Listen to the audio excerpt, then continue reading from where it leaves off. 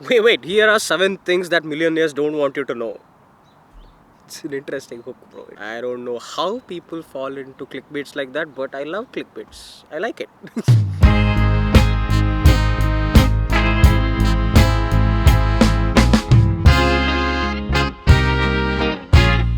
But regardless of the clickbait, today I'm going to be telling you a story of this very particular individual. This particular individual who's 22 years old and who has an American dream and moves to the United States and buries himself in debt.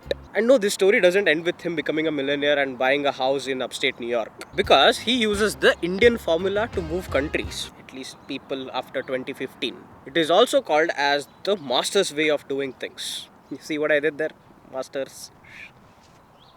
Sorry. In the fall of 2022, technically post monsoon, because we don't have fall in India, right? Or is it called autumn? Bro, September 27, you pick a season. This bro finished his final project in his undergrad and decided to do MBA, which started 10 days later after his final project. He joined this particular MBA because there was a scope to student exchange to a foreign country. See, the American dream.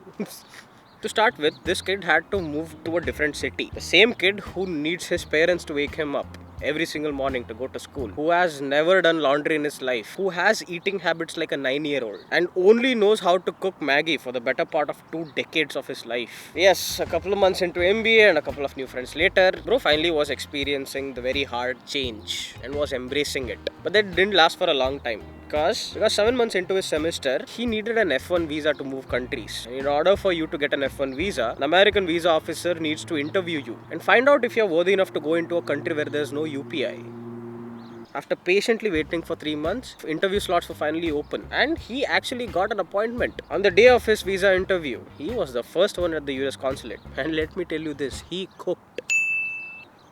The white American guy asked him to place the left 4 fingers on the scanner and told him that his passport along with the new visa is gonna be coming in the mail in a week. Our bro, full kush. Full, extreme kush. Because the American dream was finally one step towards reality. And now comes the fall of 2023. Bro finally lands to the United States and immediately realized that it is the most calming feeling ever. Before the chaos started. Everybody from his class, without a second wasted, developed an accent. Omar became Omar, and Pratik became Patrick. Which is funny actually, because I called him that. But the first day of university was technically like the first day of school. He didn't know much people, everything looked very colorful, and the food in the cafeteria was the best food he had ever had. But then classes started after a week. But it lacked an American flair to it. You understand? Because all 80 people in his class were Indians, along with the professor, who was also an Indian, but a bit, how do I put this nicely, different. But regardless of that, 1 month later, everybody were in a rush to get a campus job, because expenses, bro. United States, expenses is very fuck all, I'm telling you. No. In this case, bro actually got a job. But due to an error made by the manager, they realized that they didn't need the hire in the first place. So they technically laid me off. So regardless of the expenses, let me give you a scenario here. Classes are only 3 days a week and 2 hours per class. And the amount of time you have on your hand, you can either apply for jobs or do something about it. Since you moved countries, there is no way for you to travel unless you're willing to spend a lot. In order to rent a car, it takes quite a lot of money. Because when you don't have a means of transportation, and let me tell you, the public transportation in this country sucks, bro. It pisses me off a lot. Traveling in flight is cheaper than traveling in a train or a bus. Renting a car would be the cheapest option. Why? You moved countries to get here and you can't go anywhere. I'm mad about the wrong thing. In all that free time, what bro actually did was he started to tailor his resume, do some research on how the market is, what kind of jobs am I supposed to look for, what kind of jobs roles that I was supposed to look for. All these things bro was thinking, okay. And after a lot of hard work, he actually landed a training gig, which would have led him to get a job eventually. Best thing that could ever happen at that point. And oh yes, bro was motivated as fuck when he moved to New Jersey. But once he got there, right, he realized that doesn't matter what school you go to, nobody is landing a job in the United States in the year of 2024, because there were big name universities and everybody was in the same situation that bro was. Couldn't find a job. But no, he wasn't gonna go down that easy. He worked super hard for 23 days, because that's the day he got laid off from work, because It's a lot of people in that one training gig. He had to move back to the university and take up another course so that he can graduate. And he realized that it was rock bottom. For the first time in his life, he didn't have a backup plan. So he had the next 5 months to figure it out. This time, when he got into the class, the strength of 80 had only one Indian student. That was bro himself. And he landed a campus job as well. You know where? Take a wild guess. The same cafeteria where bro went to eat the very first day he was in that university. He actually loved the food there. Okay, it was super cheap. It was amazing with the amount of options they had. He was motivated. Bro is motivated. His primary role was the guy who washes the dishes. A place where thousands of people eat in a day. 3 months into his job, he realized that the food there was the saddest food he had ever seen in his life. When you see them take out that frozen patty and put it on the grill, no, you wouldn't want that for yourself. But then comes graduation, 2024 May, and bro still didn't have a job. But at that point was least of his problems, because in the next 20 days he was going to be homeless. Homelessness, job, you actually need one another to support each other. But what was done is he got in touch with a couple of his friends from the same batch who were in similar position and decided to get a house themselves. Just a couple of people, which turned into a bunch of other people in that one particular house. Got crazy, okay. And it was already 2.5 months after graduation and bro was desperately running out of time. Ask me why. Ask no, please. Very good question. Because according to the immigration law of the United States, you have 2 to 3 months of buffer window, when you are supposed to land a job. That is the end deadline. If you don't have a job until that time, you have to go back. Where, you ask? You have to go back to India, bro. So shit was up to the sky. At this point, he had applied for more than 700 jobs and had given out more than 50 to 100 interviews. But every single company wanted a person who already had an H1 visa or a green card and can't work on an F1 visa yet, is what they said. That was legitimately rock bottom. But then a friend who had gotten a job, I think a month into graduation, he reached out to bro and told him that there's going to be an opening in my site, a warehouse site. It would be a supply chain role. It's a good enough role with good enough pay, and it's gonna be best if you actually give out an interview. Bro was super thankful, super thankful for that guy. And he prepared himself for the interview in the best way possible. And he cooked. Again, he aced the interview. The supervisor on his way out told him that everything else is done. You already have this job. All you have to do is start up paperwork on Monday. Gave him a firm handshake. Bro came out feeling ecstatic. There was an airlift that happened. You know those fighter jets that go up like this? Bro was going like this. He was levitating. That was the best feeling of his life. Immediately called his parents. He called his friends back home. Everybody was shocked. Happy. Shocked. It was either happy or shocked. Something happened first and then they were super happy. By the end, it was super happy. Super grateful. Everything was going amazing. But then everything was going a little too amazing. You know what I'm saying? Because the same guy who gave me a confirmation that you got the job changed his mind and pitted me against one of my own classmates who had the same education background and had similar experience. And you know, Nashibu, it was a little not in his side at that point. Continuation of crushing his American dream. Still got offered a position in that particular site. He got offered the lowest position in that particular warehouse. He's a forklift operator. It is the day before my 24th birthday, and I didn't get the position that I wanted. I didn't get the position that I applied for, that is the group coordinator lead. And regardless of that, they extended me a different position called the forklift operator. I don't feel so good about that, but it's what I have to do. Yeah. Happy birthday to me. But you know, bro wasn't gonna go down that easy. He was mentally prepared that he was gonna work his way through the ranks and get to where he wanted to be. So welcome to the newest employee of DHL supply chain. If you actually didn't catch this on, the bro that I'm talking about all this time is technically me. If you missed that part, sorry. I should have made myself clear. Week 1 of orientation, everything looked very amazing. American warehouses, bro, so fancy, man. Saw a forklift for the very first time in my life. Oh, oof. Bro got a job as a forklift operator. Bro had never seen a forklift in his life. And I had explicitly told them that I have no experience in this, bro. I'm letting you know beforehand. They were like, we are gonna train you, don't worry.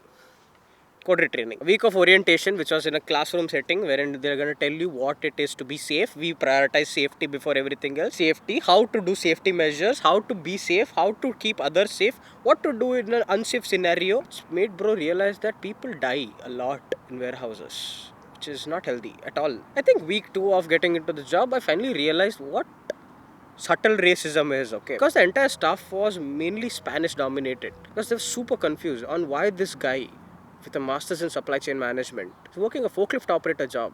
Forklift operator is a fancy way of making it sound very engineering role, okay? But in reality, you would be unloading trucks, you would be moving boxes, you would be moving slabs, you would be oh yes, the warehouse was actually for furniture. That was a furniture warehouse. Now you have an idea what I'm talking about. Everything was super heavy. Everything was at least this big.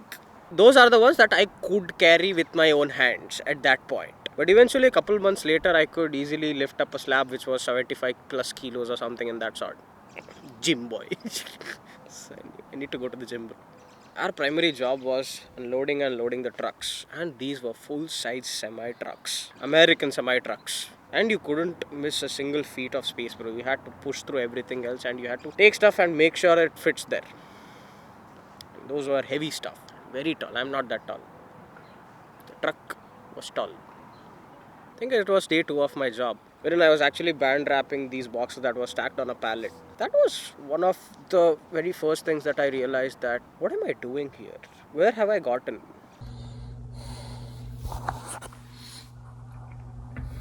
Day number 2 at the warehouse of DHL. I'm very tired. I don't want to do this job. It's really tough. Hopefully it's better tomorrow. I had a happy life. I had a full-fledged happy life back in India. And if I had played my cards right and if I had actually did something about it, I would have been somewhere else. But why did I move countries? Why am I working in a warehouse? Why am I here? Questioning the American dream. How dare you? But I still didn't give up. I challenged myself every single day for hours and hours together. The first shift started from 4 a.m. in the morning to 2 p.m. in the afternoon. 10-hour shift. And you know how many days my shifts were? It was 6 days a week. I had to work from Monday to Saturday, 4 a.m. to 2 p.m. My sleep cycle at this point wasn't the weirdest aura it had ever been in. And yes, I still didn't have a car to commute to work. And Nagana and I had different shifts, so he couldn't pick me up.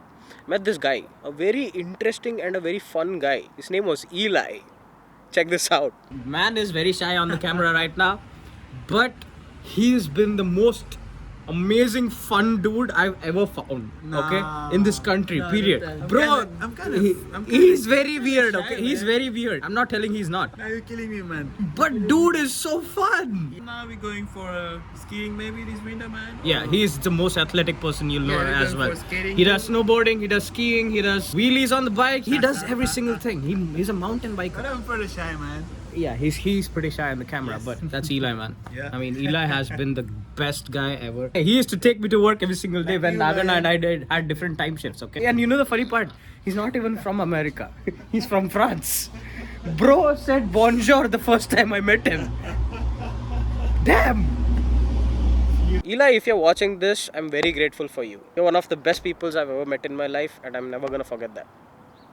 There were days we had 12-hour shifts because of overtime. And it doesn't matter how much you try at that point, bro. When you're a forklift operator, I would say warehouse associate, you're just muscle to them.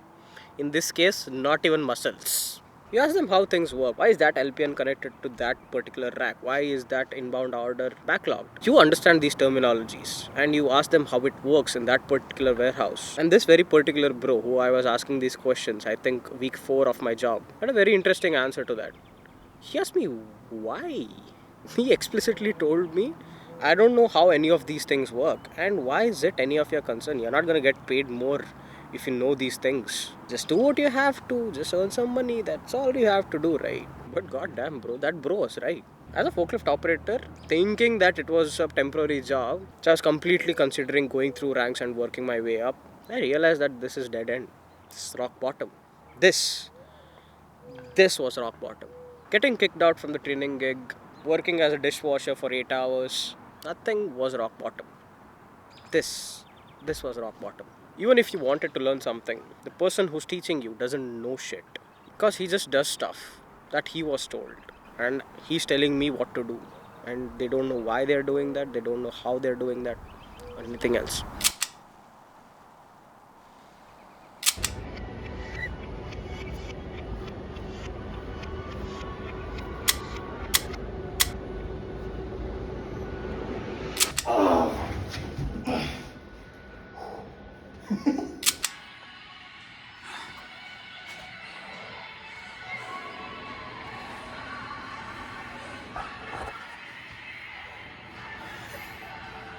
Fuck, bro. Oh my god.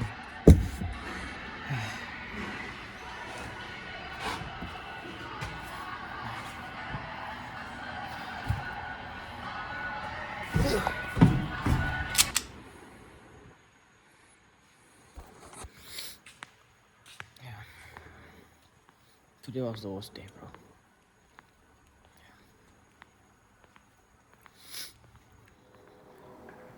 From the bottom of my heart, a huge respect to all the people who do warehouse jobs.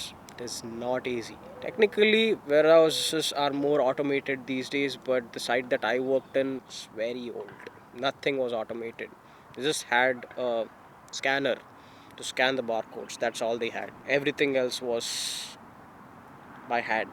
Huge respect and genuine appreciation for everybody who did that work. But sadly, I couldn't keep up with it. I tried my best to push myself. I was super motivated. I did everything I knew was possible on my side. I was already gaining the strength that I hadn't ever seen in my life. But I lacked the sheer will of doing the work there. It was draining my will to live at that point. So I quit. ಹೆಂಗೆ ಅನ್ಸಾತದ sir? ನಾಳೆ ನಂತರ ನಿಮ್ಮ but ಇರಂಗಿಲ್ಲ ಆಫೀಸ್ದಾಗ. ಅಬ್ಬಾ ಬೇಜಾರಾಗುತ್ತಾ? ಮಾತಾಡಕ್ಕೆ ಯಾರು ಇರೋದಲ್ಲ, ಯಾರು ಸ್ಕ್ರೂ ಅಪ್ ಮಾಡಕ್ಕೆ ಸಿಗಲ್ಲ. I screw up my work here a lot. Okay, ಇದು ಆಗಣ covers for me, thanks. This is how DHL works. I am giving you trade secrets. Oh my god.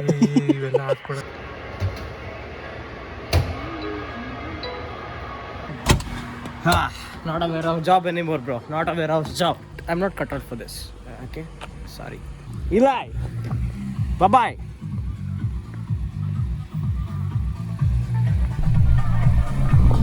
See you some other day, bro.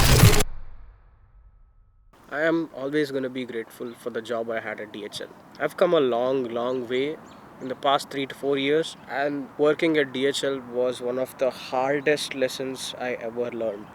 And I'm never gonna badmouth DHL or that particular site or how they work, because those are the most hardworking people I've ever met in my life. And I wish to believe that at a certain point I was one of them. The DHL job has made me the man I am right now. And you know how it is, right? You wake up the next day and you realize that it's a beautiful day to live. And yes, the American dream is still alive. And yes, another reason why I'm super grateful for DHL. If it wasn't for the forklift operator job, I couldn't have bought my first car. It's getting serious, make a bitch delirious. Bitches on my dick, cause a boy so mysterious. Keep watching this channel and enjoy it, okay, guys? No, you want to tell something about yourself.